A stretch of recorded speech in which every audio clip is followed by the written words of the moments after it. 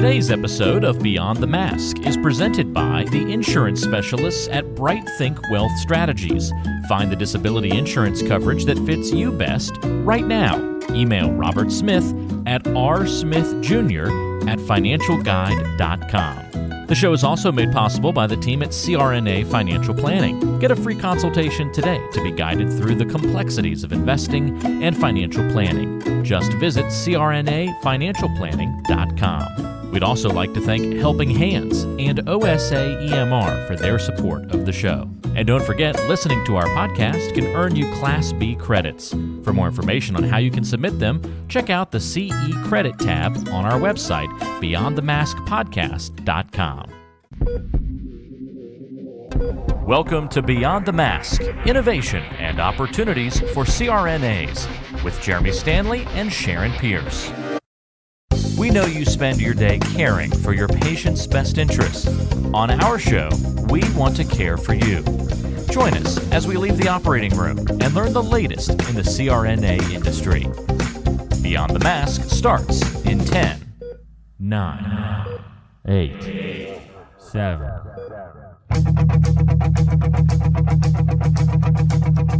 Welcome to Beyond the Mask. I'm Jeremy Stanley, and I've been working with CRNAs for over 23 years, and I'm married to one. And my co-host is Sharon Pierce. Sharon's a practicing CRNA for over 20 years, a past president of the AANA, the NCANA, and she's held many other leadership roles. As usual, our goal with every episode is to educate and enlighten CRNAs, and I think our topic today is definitely going to do that. And Sharon, what time is it? It's time to wake up, Jeremy. I think it is. Welcome, Sharon. How you doing this morning? I'm doing great. Yeah? You got the giggles over there. Oh, my God. I'm just so happy to be live and in person and with you and with our guests. Yeah. And we're at the Asheville meeting. Yeah, for North Carolina and South Carolina combined meeting, 350 CRNAs. They sold out.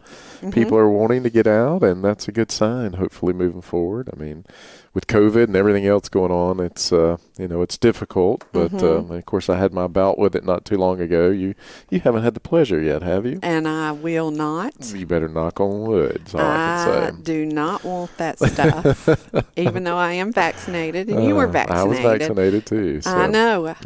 It's jumping around to people. So. Yeah. But we have a wonderful guest with us today. Of course, he's been with us before. He's one of our hometown guys, too, Oh, boy.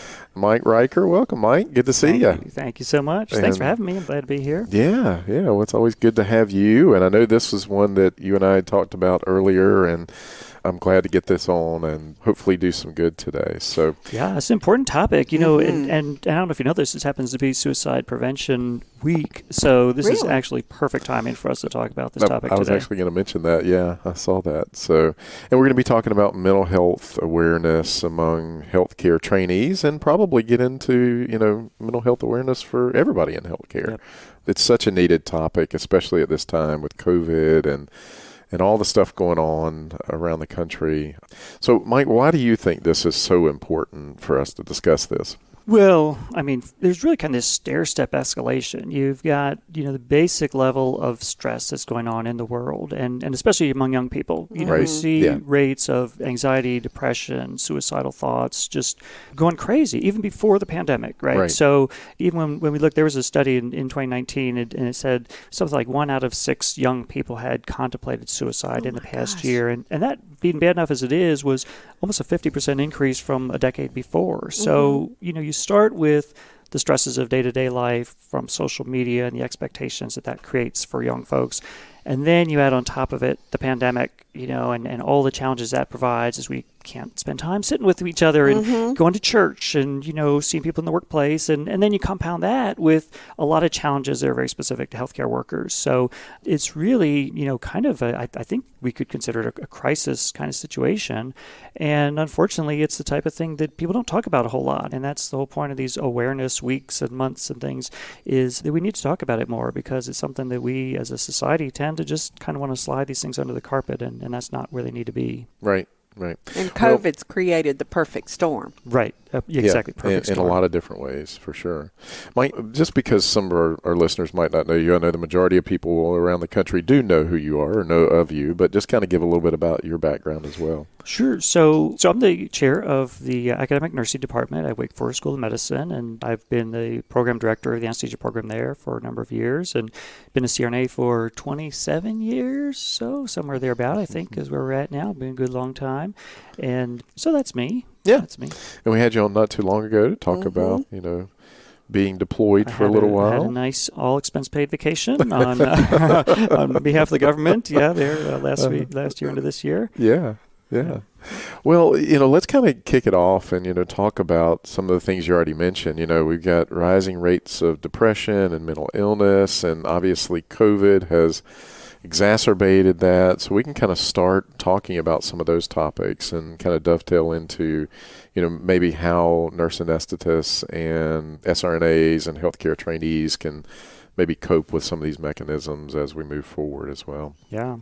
So, well, for starters, like I said, we've passed 100 million cases globally of COVID. It's 2 million deaths. The National Institute of Mental Health says that 1 out of 5 adults suffers from mental illness of some sort.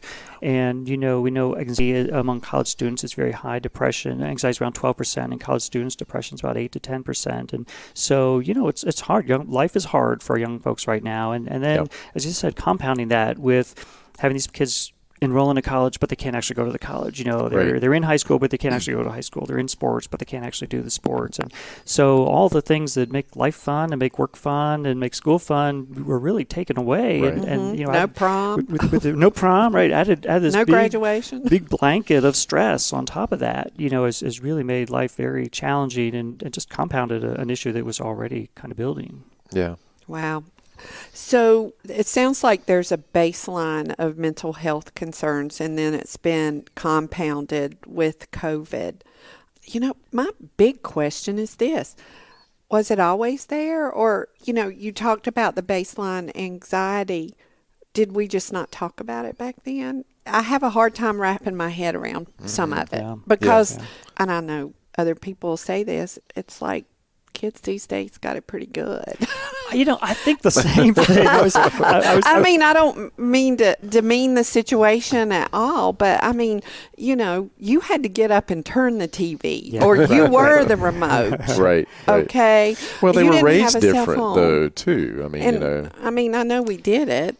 We did it to them, them, but it's super complex, I'm sure. And I'm not a child psychologist, but I had the same thought. I was thinking about this last night. I had that same thing struck my mind as I thought, gosh, compared to what we had as kids, the luxuries that kids have and the access to friends and all the technology and stuff, it seems like it should be good.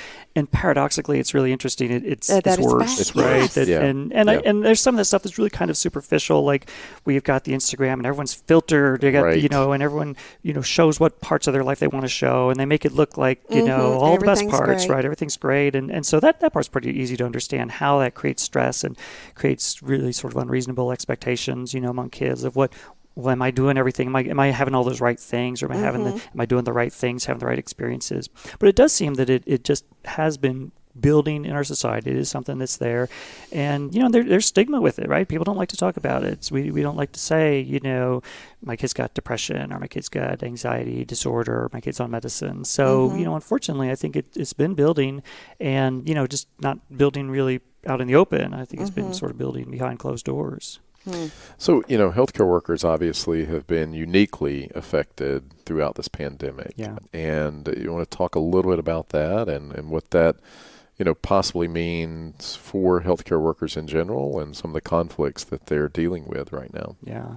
Healthcare workers in particular, talk about the perfect storm. It's all of these things then get compounded, right? Because we've, first of all, devoted our lives to helping people. We want to support people's wellness. We want to support family. The whole nursing theory. Remember your nursing theory course here, biopsychosocial wellness and care.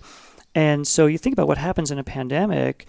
All these people are separated. The families can't come in. We see all these people with pain and suffering, these very severe critical illnesses, staffing shortages because now our ICUs are full. Then some of these nurses get these great offers. Hey, we built this big center, this Javits Center. We're going to take care of these COVID patients. And by the way, we're going to pay you $80, $100 to come work there an hour. And people go, which is nice that they want to help. And then that leaves a staffing shortage at home. Right.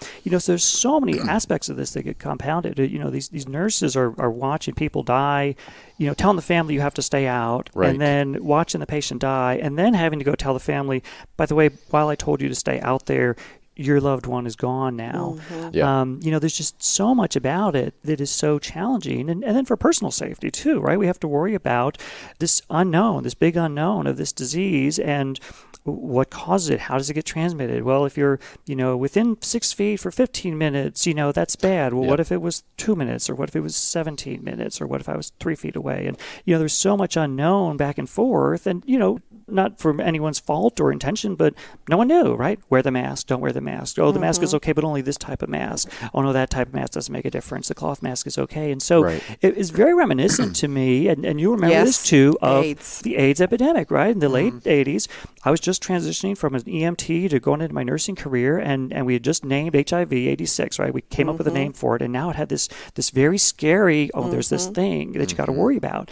And it was like, well, these patients that have it, oh my gosh, I am terrified. What if the guy sneezes? What if the lady, sheds a tear on me? We're terrified of it. Do I wear the gloves? Do I not wear the gloves? And then the patients that didn't have the diagnosis, equally scary, because they said, well, they could have it, but you won't know about it at first. Right. So now it's equally scary. Well, now do I have to do all these same things for that patient? The SARS epidemic in 2002, same, right? We see the same thing. So it's not new. It's not unusual. But, again, it's sort of compounding on top of all this other stuff that's going on. And then, so for the healthcare workers, you've got the personal safety. Am I going to be okay? Because, the government, local, state, national government says, hey, you know what? This is crazy. Something terrible is going on. Go home. Shut down the businesses. Go home. Stay safe. Only leave your house when you need to. And everyone says, thank goodness, yeah, we'll do that. Oh, no, except nurses. For you. Hey, except for you. See at 7 a.m. Nurses, no, just go wash up and come on back. And so, put them in this very bad situation, put the healthcare workers in this very bad situation. And then it's not only the personal safety, but then there's this issue about, what about my family, and am I going to give it to them? Am I going to give it to them? And, we hear these reports about people that would come home and strip down in their garage, should I leave the scrubs outside? What is Tracy Castleman was my friend Tracy was in the hotbed up in New Jersey, and that's exactly what she did. I mean, she'd even leave her groceries outside for, a certain amount of time, and it was just insane what they were having to go through. Yeah. Well, I thought it was interesting. When I had COVID, Sarah called and said, hey, Jeremy's got COVID. And they said, well, do you have any symptoms? And she said, no. And they said, well, you need to come to work. Whereas with my kids and with everyone else, if you're around with someone, they want you to stay out for 10 days. But healthcare workers, as long as you don't have any symptoms, you get your butt to work. Right. I mean, which was interesting to me. I was like, that just seems so... Well, I mean, this is even more basic than that, but I can remember I would have people say on the radio, if it snowed, it would say, the Baptist snow plan is in effect. And in other somebody words, said, go to work. They said, what does that mean? I said, it means get your butt to work. That's right. No we don't care what. the roads are bad. Get butt to work. Well, yeah. And I mean, all these are obviously stressors, and it leads to mental health concerns. And, that's happened, too many times. I mean, we've all known people that have taken their own life and have been dealing with situations. And a lot of times you don't even know it. I mean, and that's the thing. These people are, they're high achievers, they're go-getters. And then all of a sudden you wake up one day and they say such and such, they've committed suicide. And you go, what? That person? Yeah. What? Yeah, exactly. Really? The last person I would have ever thought? It's always that. They never let person. anybody anything bother them. I mean, talk about that a little bit, because that is something that is also concerning in this. Well, and the story that I'll share with you about that, I'll preface that by saying, the other aspect of this that's really challenging for healthcare workers is the stigmatization. And when you look in the psychological literature, it talks about stigma a lot. And we're familiar with the stigma of the patient, the AIDS patient. Oh, don't touch that guy. Right. And now we see it with the COVID patients, right? Oh, patients got COVID. And then you see the stigma of, well, did they get vaccinated or not? And you hear people talking about stuff like, well, they weren't vaccinated, so they shouldn't deserve a ventilator. Like, we don't say that. But we don't say this guy was in a car wreck, he doesn't deserve to get care because he was probably speeding, right? So there's all this stigma that's involved in a very negative way. And then there's a really paradoxical stigma related to healthcare workers, where we see in very well-intentioned events people will, have these banners, welcome home our heroes, our healthcare heroes. Yes. These are our healthcare heroes. They're on the front lines. They're doing that stuff, just like the firemen that, risked their life going in the building, or the, military person or police officer or whatever. And that's great, right? It's great that we are providing that recognition. But that sets an expectation, right? Yeah. Just like True. back to the social media with the kids sort of thing. That sets an expectation, because when people say stay home, oh, but you nurses, there's a lot of nurses that are saying, but I don't want to be a hero today. Yes. Right. That wasn't really my plan, because Yeah. I got an elderly grandmother, I got the sick kid, or the kid that can't get vaccinated, or the elderly parent, or whatever it is. And so, we have this stigmatization of, you guys are the heroes. Thank you, but that doesn't fix the problem. That doesn't Right. make it all better. That Right. it really, in some ways, maybe just accentuates. Like, I wasn't wanting to run into the fire, the burning building either, so it really Yeah. kind of accentuates you're really being put on the front lines, whether you want to or not. And so, that stigma part is really tough. I mean, my own daughter, who's a nurse, last summer, in the spring and the summer, she was working, actually ended up on a COVID unit. She was living in a house with some other girls, and they were all being really responsible. We're not going to go to parties. They all agreed. We're not going to go to parties. We're not going to do this. We're going to wear a mask, all that stuff. And she's like, yeah, I'm going to go hang out with a bunch of COVID positive people, who are really super sick right now. She ended up moving to a hotel. She spent a couple of months living in a hotel because of that stigma, and she didn't get pushed out, but she felt it was the right thing to do, to get out Right. for the benefit of her roommates. And so that stigma piece, is really, really very harmful. And I think as anesthetists, we can really relate to that anyway, because as I'm sure Sharon would agree, we are the coolest people in healthcare. Yeah, right? I mean, true. That's true. And the smartest. And the smartest. Right? we have it together more than anyone else. I hear it all the time. People come to me all the time. I want to be one of you guys. I want to do that. I want to be that nurse that has it all together, is calm and cool and collected in a crisis situation, so super smart, always has control. That sets an expectation, right? And we put those expectations out there too. Yeah. Even from the educational programs. Yeah, absolutely. I mean, Absolutely. it just is. Sandy used to say, never let them see you sweat. That's right. Well, and it's true, right? Because if you think about that from the patient's perspective, that patient, they deserve that, right? The patient does not want to be laying there about to get that propofol pushed and have the anesthetist going, man, I'm not sure if this is right or not. Right. I'm really this really is how losing you it. do this, right? Yeah, right. Or just, I'm really losing it today, right? Or hey, let me just finish crying here, and I'm going to push that propofol, right? So you can't. There's a real fine balance to be struck between that, but it sets an expectation, right? That adds to that stress, right? And Mike, to your point, one, I just want to say, I don't know if we say anesthetist anymore. Do we say anesthesiologist? I'm not sure what to say, but anyway, I digress on that one. Yeah, we're not going there. We're not going there. I'm an anesthetist. Always have been, always will be. That's my stance.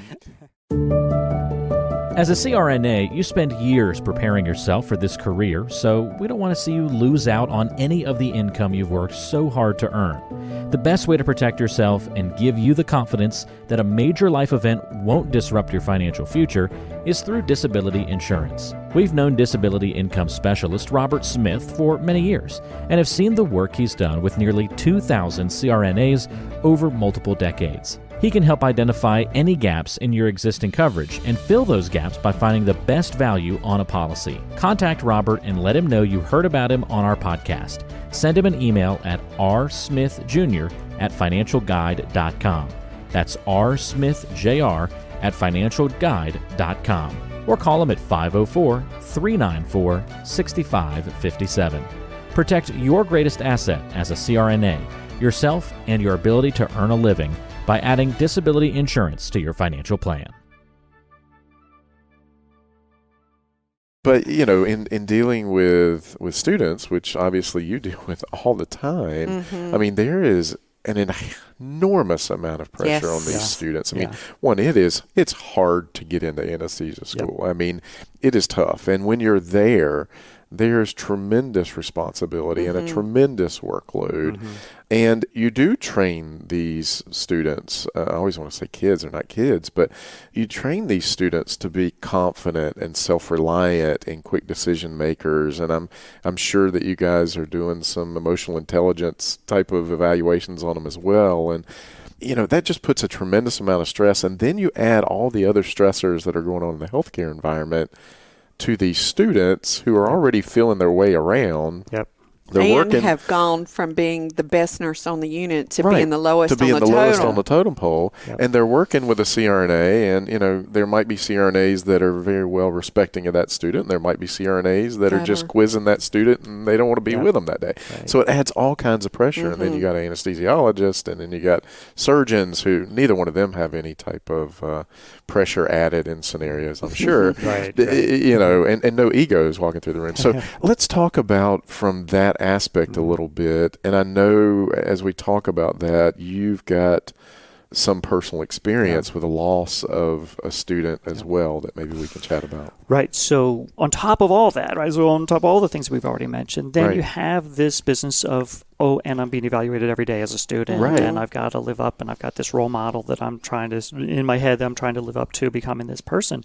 And so it's just so much, so many different facets of this stress that gets piled on top of them. And so we experienced a loss of a student a year ago, and it was right in the height of COVID. We were in June of last year.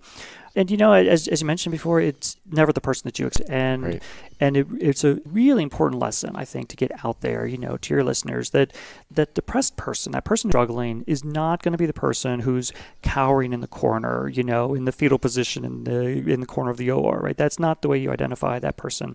And sometimes it's very paradoxically the person that seems to the opposite end of the spectrum. And I think about the example of like Robin Williams as a great sort of prototype of this, right? Sometimes the people that seem so happy and they're spending their life making other people happy, and you come to realize like they're really trying hard to get that themselves. They're really trying. They're struggling with that their own self. So Caitlin Joy Beardsley was a student of ours. She was a senior student. She was on the downslope. Right. I mean, she was, and that's where it really gets accentuated, the fact that the environment and the COVID and all that stuff really piled on because she was on the downslope. She had a couple months to go. She was a phenomenal student. She was a wonderful human being, very spiritual, very connected to her church and her faith.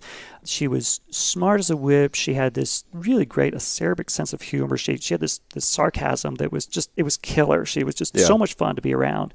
And she was just an incredibly good-hearted person. And I heard a lot of people talk, and at her memorial and other places, I heard a lot of people talk about her habit of gift giving. She was very big on gift giving. And in my office, there's a big picture hanging in my office it's a blow-up of the original blueprint of an early anesthesia machine. And she was a junior student. She was barely a couple months in the program. We're heading to Christmas. And before they broke for Christmas break, she said, I saw this, and I thought that you'd really like it because you taught us about the machine, in that course. And I thought that you'd really enjoy this. And so, she was incredibly kind, incredibly thoughtful person, and someone that you would just think, just totally has it together. I mean, this girl has got it going on.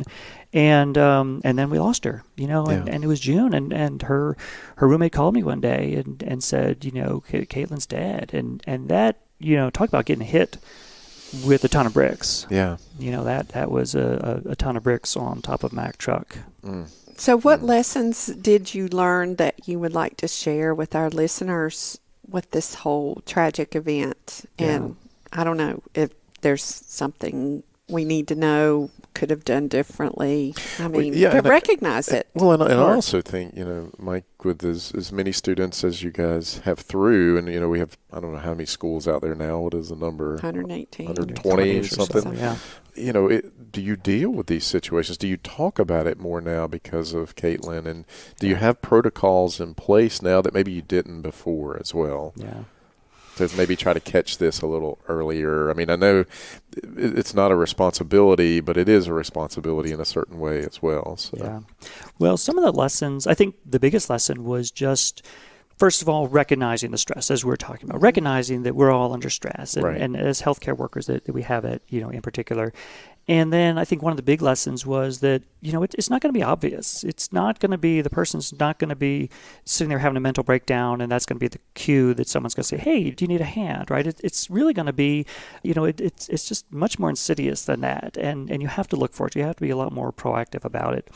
We spent a lot of time in grief counseling. We had various groups together. We had student groups. We had faculty groups. We had clinical faculty together. We mobilized our student counselors. We mobilized our school chaplain. So we spent a lot of time talking to folks afterwards. And one of the things that really emerged was that a lot of people saw a little bit. Mm-hmm. A lot of people saw something, saw a little piece of the puzzle that didn't really mean anything. And to their credit, it wouldn't have looked like anything, But, of course, in retrospect, a lot of people turned around and said, she made this comment to me this one day, and it just seemed a little, a little off, but whatever, she's having a bad day or whatever.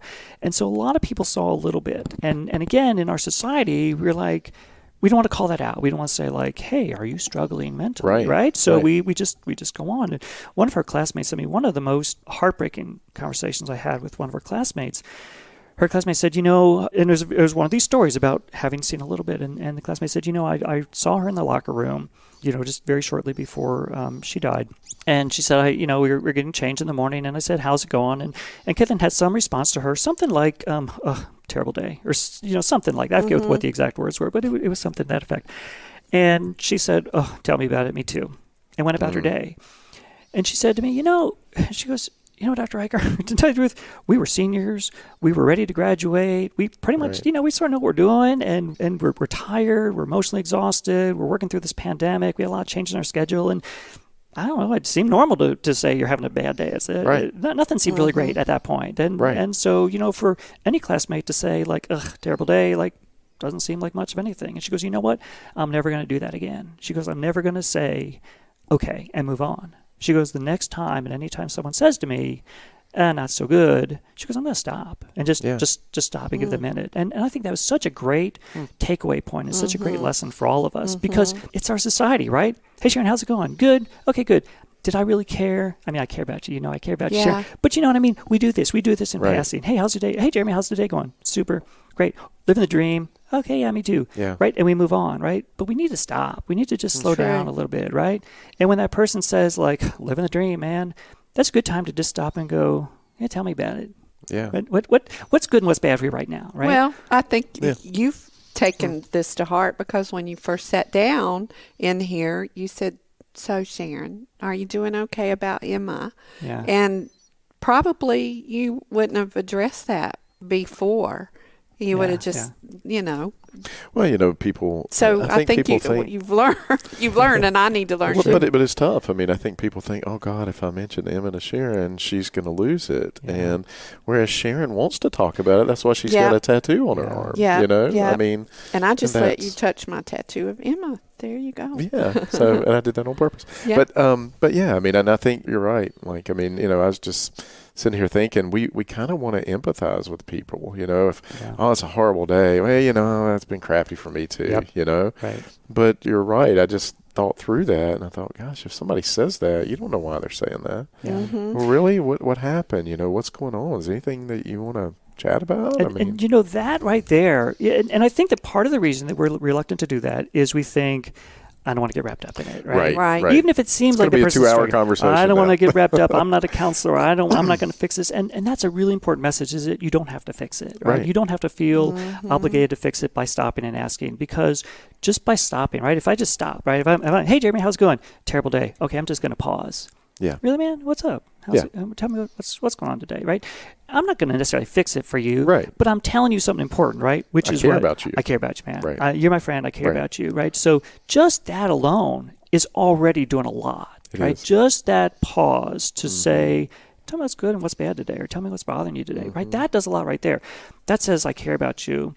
And then it gives you a chance to be heard and a chance to be heard for real, right? And then the third thing is that maybe I will have something. Maybe you'll say, gosh, my sister-in-law got furloughed and my brother-in-law is sick and they're struggling for money. And maybe I can just say, I heard about this emergency loan thing you could do, right? I might be having something that I'm not going to go into some deep psychoanalysis, but I might have something to offer you. But in the end result of that is that at least you're going to feel like, I'm not all that alone, and that that other people can empathize. Other people can understand this. Right. And what you talked about, mentioned about empathizing.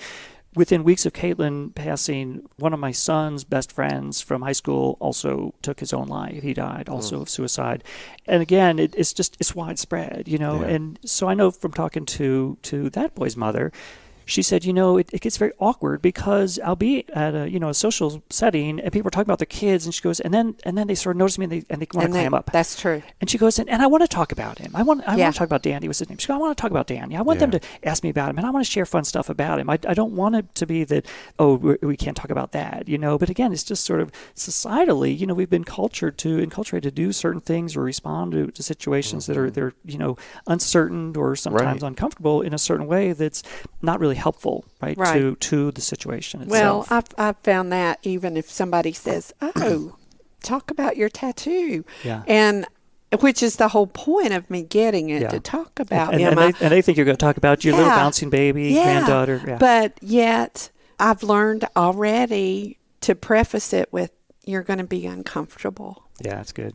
And and I give them that opportunity, and then they'll say, "Well, okay, well, tell us about it." And I've had doctors, proceduralists start crying right there in the room whenever I tell the story. Yep. But I will tell people now, instead of just saying it, it's going to make you uncomfortable, because it is something that nobody wants to really, really talk about.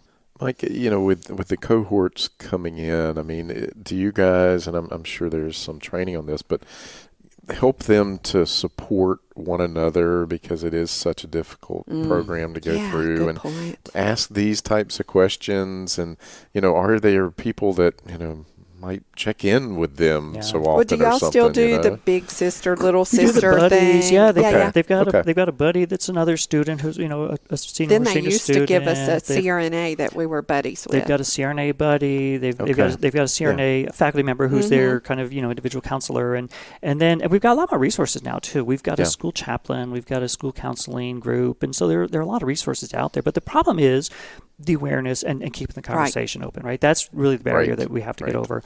And, in terms of policies that you mentioned, Jeremy, one of the things that really is a challenge for us is that as faculty members, we have this balance that we have to strike between privacy, right? Privacy of the student, because, when a student's doing poorly, you can't just say like, "Hey, I'm calling your mama," I'm calling your mama. But sometimes that's exactly what needs to happen. And so we're actually working, we've got a multidisciplinary group that's come together now, including our legal folks, to say, how do we navigate that, right? How do we straddle that so that we're doing the right thing legally and protecting the students' rights as they should be, That's a and doing the whole right other thing layer. ethically, right? For the student, when we have that concern, when faculty members say, like, "Gosh, I got some real concerns about this person," sometimes you just need your mama, or your daddy. And so we're really working on trying to think about how we can put some policies in place that give us more ability to be more proactive about that. But it's really about the awareness, for starters, I think, talking about it. And we have historically done a pretty good job about substance abuse awareness, which in our profession is, a little disproportionately high. Yeah. And that's exactly the message there. We've always said it's okay to talk about it. And to make that person uncomfortable, and as a CRNA that speaks for us a lot, and she's great. She's been in recovery for many years.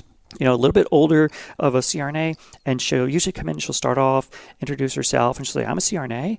I'm also a mother. I'm a spouse, partner. I'm an aunt. I'm a friend, and I'm a drug addict." Oh, and then the room just gets and quiet. You get that pin drop, right?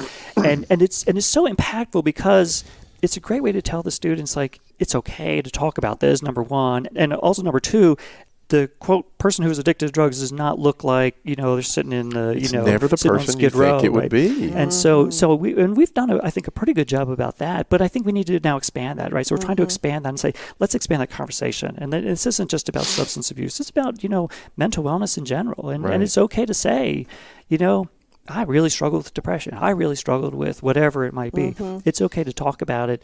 And again, it's the message behind the message, because it's one thing just to convey the information, but the important kind of subtext of that is it's okay to talk about. It's acceptable. You don't have to be, yes, you are a hero for what you're doing, but you don't have to be a superhero.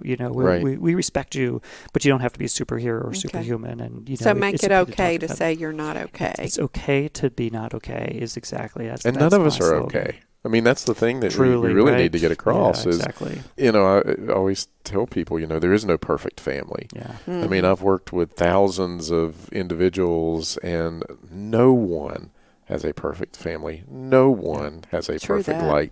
Nobody is okay. Mike Pierce is perfect. I've known him long enough to know Your that's Honor. Not true. But Your Honor, let the record show. The witness has stated. Today's show is brought to you by the folks at CRNA Financial Planning, an independent consulting firm that offers financial planning services exclusively to CRNAs and their families. From planning for a child's future college expenses to building a predictable income stream in retirement, the firm is committed to offering you comprehensive financial services, customized to fit your unique needs and objectives. If you have questions about your financial future, get them answered. Call the team at 855-304-3748 That's 855-304-3748. Or go online to crnafinancialplanning.com. But anyway, I think something else, Mike, that you've talked about a little bit, but the workaholic mentality. Oh, my God. We've got that in spades. Yeah, and finding balance Yeah. in anesthesia providers sometimes is tough. I mean, it is. And, we started doing something a couple years ago, which I just love that we did. It was a great idea. It was not my idea, but I'll take credit for it. No, but we started doing with the school. We did this thing called Lifeline. And the Lifeline program is just kind of a series. And it had kind of back down a bit during COVID because, again, we couldn't get together. But we bring the students together and just do something fun, and the most random things. And sometimes it would come about. I've seen some of that stuff on your Facebook page. Out there in the Kristen the Henderson, park, she likes the essential oil thing, so she did a whole little workshop, and they all got to take some essential oils home. And one of the students happened to know how to knit, and so we go, we'll buy a bunch of knitting needles and yarn, and they all knitted stuff. I don't know. I never got any socks out of it. I don't know. I'm still waiting, but we'll do this Lifeline program, and again, it's sort of like on one hand, it's the face value. So okay, we're going to do something fun, but the subtext is find that balance, right? Sure. Do something other than just anesthesia. Find joy in other things and find that balance. And people that run and people that can do things other than just have their nose in the books are way better off. And again, it's a paradox because sometimes the students are like, man, I'm really having a hard time, but I'm going to study even more. And I say, wait, study a little bit less and go run. I think of Whitney Benfield. I mean, she co-chaired a meeting with me a couple of years ago, right after she graduated. And we were at Myrtle Beach, and she said, Sharon, I've got to go run. Yeah, exactly. And, I'm like, good for you, girl. Yeah. So you go. Yeah, I won't be running with you, but you it's go. interesting. I have to mentally make myself stop sometimes. I know you do. I tell Sarah there are some office. days I go in my office 13 hours, 14 hours. and literally, I am not kidding you. I will say it'll be 5 o'clock, and I'll go, I don't think I've peed today. I mean, not to be graphic, but I go, oh man, I need to run to the bathroom, know. and the work at home thing has made that worse too, right? Absolutely. Because now you don't have that separation. You don't have that it's quitting time or whatever. It's just you're there and work is there, and so we had a student a few years ago, Dave Dorito. He went down to UNC.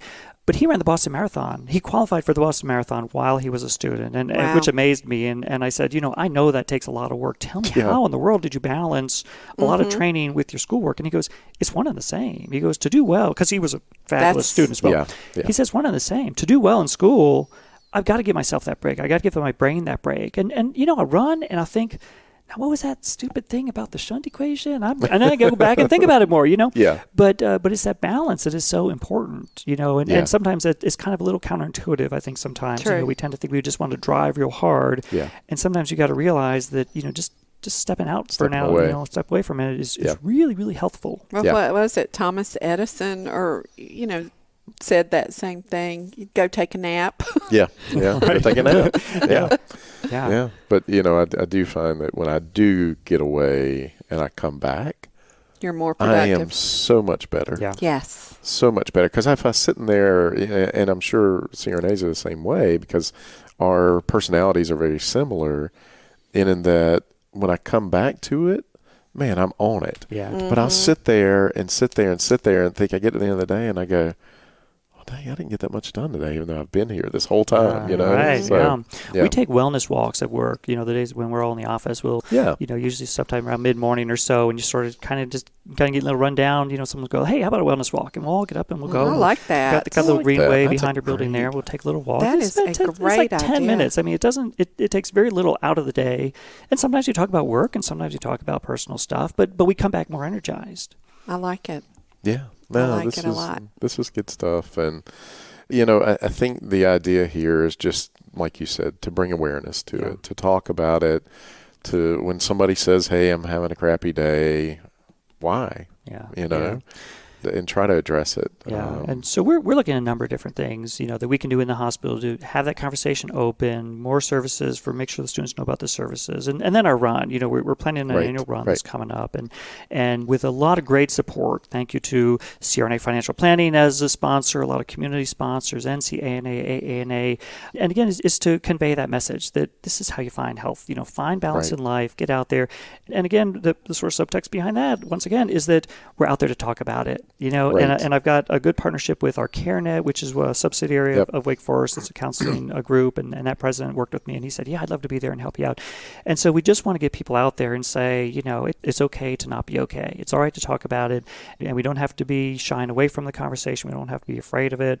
But we've got, there's a group at Johns Hopkins that are sponsoring us, and a group of their students is going to run virtually. So awesome. This is taken off like crazy, and I'm so excited about it. We've already got over 260 people registered for the run, and we're still a month out. It's going to be on October 18th. And we're going to be outdoors, have a lot of COVID precautions. We've already put all the COVID stuff in place. We're sending little groups of people, runners out, in cohorts. But, we're going to get out there. We're going to start this as an annual thing. And that's just going to be the big kickoff. There's going to be a lot of smaller things we're going to do to keep that conversation open with our students. And I want to work with NCANA because they kind of suggested this, and I'm all for it, to think about how we can do this statewide, not just for our program, because it's just important for everyone to do these kind of things, and maybe, to set up a template that other programs can say, like, we could just do it easily in our program too. But the whole point is just to get the awareness, get people talking about it, and get people talking to each other, and not being afraid to talk to each other about, tell me how you're doing, because like I said, we're all not doing okay in some ways or on some days. Well, and it's great. I'm glad to see ANA is behind it, and CareNet's a great organization. I used to be president of the board for CareNet as well. So, but Mike, you're doing great work as always. We really appreciate you and what you're doing, and love having you on the show. So we'll have you back again, I'm sure, at some point. But kind of as we wrap up and conclude, anything you want to conclude on here? I think that slogan is the most important one. It's okay to not be okay. If people, keep that in mind, and it's okay to talk to your friends about it. Don't be afraid to just pause, just slow down one little second. It's a very small investment. If you invest 30 seconds of time to just say sincerely, tell me how you're doing, you could save a life. That's a huge return on a very small investment. Yeah. Very good. Very good. True. Well, I know we've done the lightning round with Mike before. You want to throw him some curveballs real quick? Well, we've still got some different questions we didn't ask him This is Sharon's favorite part. I know, so what do people get wrong about you, Mike? I think because I'm often in, business attire and attending meetings and stuff, I think people probably don't realize what a hillbilly country boy I really am at heart. You a hillbilly? That's pretty good. I like that one. So what are you binge watching right now? I'm binge watching this show 60 Days In. I started watching it too. My daughter got me onto this. They take you. You might like to try this. You'd be interested. You'd actually be great really doing this. Except your blonde hair would give you away. Shut up. What is so? At least you said blonde, not white. I love you. So they put people in a prison to basically be a mole. Oh, I am not into this already. But they're basically moles. And they spend 60 days, and they're a mole. They're just trying to observe, like where the drugs coming in, or what guards are shady, or just whatever it is. So they it's spend really 60 interesting. Days. 60 days in. Oh, and the pressure is enormous. So is that on Netflix? It's or? a Netflix it's on Netflix, and most interestingly, I read they get paid very little. Like, I'm thinking, like, you're going to give me like $1 million, I might do that, but they're getting paid like... Let me write this down, because I'm coming to the end of Homeland. I think there's 5 seasons or something of it now. So, But that's funny, because I just started watching that not too long ago, and Sarah's like, what are you watching? I'm like, oh, you wouldn't like it. You would do great at that, though, Jeremy. I don't know if I could fit in. I mean, that's the thing. I was watching one the other day, and the guy had been in a gang years ago, cleaned up his life, and he goes back in, and he was Hispanic, and because he was Hispanic in there, it's segregated. The blacks are all together, the Hispanics are all together. Self-segregated. Yes. Mm-hmm. And then, whites usually are, against everybody else. So, it's just the way that it works. But he fit right in. And with the guy that was running it on the Hispanic side, because he could talk the gang talk. Yeah. And he immediately stood up to one of the guys and was going to fight him. The guy backed down. So he had instant credibility. So he's in like Flynn. Yeah. And then there's another girl that went in. I don't want to get on this too much, but it was interesting because she's having a tough time fitting in at all. She's trying to connect with the other people she knows that are in there on the 60-day in as well, and not the bad path. Yeah. So anyway, it's interesting. You should watch it. I'll digress on that. That'll be next. So since we're talking about binge watching, what's your favorite movie? I'm gonna go with the old classic. I'm gonna say Airplane. If I were on an island, you said you got one movie that you could watch, I'm gonna say the old classic. Really? Are you talking Airplane. about the real pundit? silly comedy Airplane? Yeah. Really? Yeah. Like if you could go back 20 years. 20 years, yeah. 20 years, what would you do differently? snap. If I could go back 20 years, I'd invent the iPhone. Oh, okay. That's about Go like, back 20 years and know what you know now. Okay. Yeah. All right, Well, I it's gotcha. kind of like the movie Peggy Sue Got Married. Yeah. Because she went back and they didn't have pantyhose. And Oh, so yeah. she Oh, invested right. in the pantyhose She knew it was industry coming. and was Yeah, exactly. rich later Exactly. on. Yeah. You know? Yeah. Exactly. Interesting. I think, to that question, honestly, I don't know that I would do very much differently. I Yeah. mean, I think a lot of us just, probably share this. Like, it's a great career, and I've got a great family. I got 3 kids that are doing great things, and Yeah. life's good. I got a good, Yeah. great wife at home. Is a great mama, and Yeah. yeah, I'm pretty good. I'd probably stay on the path. I just enjoy it all over again. Yeah. And we're glad that your wife and my wife are sharing a position Yeah, together. yeah, that's so, right. They're we get them out of the house they and get them to job share? work. They're So, good work partners. Yeah. Very good. So, all right. Well, Mike, thank you again. Thanks for everything. And what's the website? Do you know the website for the run? I can't remember the name of it right now. I think if you Google "Run for Joy," Okay. you'll probably find it, or Okay. look on our Okay. Facebook I page. like the that. And we'll Anesthesia put it in Program our page. notes, so if people want to donate or they want to participate. Yes, Um, and we should say, make it very clear, it's a walk/run, so you don't Okay, have you to don't run. have to You run. could you could walk. We're going to have a lot of great sponsors there. Chick-fil-A's coming to give Oh, sandwiches to awesome. everyone. Yeah. So we got some good sponsors showing up. You could walk, you could run, you could do a virtual. If you don't want to show up at all, you could sign up and just do it at home. Get on your treadmill or walk around your block or whatever you want to do. Just to help, because we just want people to be thinking about it, right? Yeah, If they're thinking about absolutely. it and thinking about that message about look out for your neighbor, then we're doing something. Absolutely. Awesome. Sharon, I think it's a wrap. I think so. Yeah, it's been a very good one again. We want to thank our listeners for listening to Beyond the Mask with Jeremy Stanley and Sharon Pierce. Sharon. The single best way to help us grow is what? The single best way. What's the number one? Oh, I put you on the spot. what do Sharon's you think? speechless. She I doesn't know, even but know what to there's so say. many ways. But if you had to pick one, what would be the best way? Well, right now is give us a review. There you go. Because the algorithm. I kinda set you mean, up, I didn't learned. I? Yeah, you did. The algorithm. I learned that the algorithm, it pushes you up in the ratings. The more reviews Yeah. you have. Positive, because we Positive. have enough negativity out Amen there, to right? that. If you have something ugly to say, email me. Yeah, if you, email if you Jeremy got something or, good to say, call me. Oh, me. But yeah, we're in the top 50 medical podcasts, and we want to help the show grow and get the word out there about good things Absolutely. going on, Yes. like we talked about today, and where we can benefit the community. So, until next time. It's a wrap.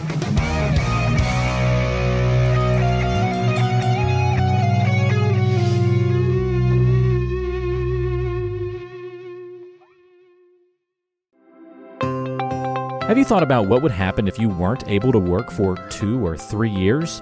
On average, 25% of people will file a disability claim, and most of us aren't prepared for that loss of income. Every CRNA needs to protect their biggest asset, yourself, and your ability to earn with a disability insurance policy. We recommend contacting Robert Smith, a master disability insurance specialist with more than 30 years of experience and 1,800 CRNA clients, to find the coverage that fits you best. The best way to do that is to send him an email at rsmithjr@financialguide.com. That's rsmithjr@financialguide.com. Or call him at 504-394-6557. Beyond the Mask is made possible by the team at CRNA Financial Planning. With almost 2 decades of experience, the firm guides CRNAs through the complexities of investing and financial planning. Schedule a free consultation today by calling 855-304-3748 or go online to crnafinancialplanning.com. Hi, this is Jackie Rolls, President of the International Federation of Nurse Anesthetists and President and founder of Our Hearts, Your Hands, a global anesthesia support community that takes donations to allow nurse anesthetists in low and middle income countries to go to educational programs, buy equipment, or textbooks. Your donations are tax deductible, and we would appreciate your support. OSA EMR is a free anesthesia EMR developed by CRNAs that you can download and use on an iPad. Our nonprofit mission is to make sure that solo and small practice CRNAs can digitally record their anesthetics. To learn more, visit osaemr.org. beyondthemask.com to download and consider donating to our cause. Remember, for CRNAs, data is destiny. Be sure to subscribe to the show on Apple Podcasts, Google Podcasts, Spotify, Stitcher, and anywhere you like to listen to shows. Also be sure to check out beyondthemaskpodcast.com. Each episode is posted there with a corresponding blog post, and we timestamp important parts of the episode to help you quickly get to the content you're looking for. Also check out the special series section on the site. You can follow along and catch up on the CRNA History Series, episodes specifically about political conversations in the industry, or try the CRNA Personal Finance Series. It's all on beyondthemaskpodcast.com. And if you have a question for the show or want to be a guest, or even suggest a particular topic, fill out the contact form on the site or send an email directly to us at info@beyondthemaskpodcast.com. And lastly, let's take the conversation social. Check out our Beyond the Mask podcast Facebook page and Facebook group.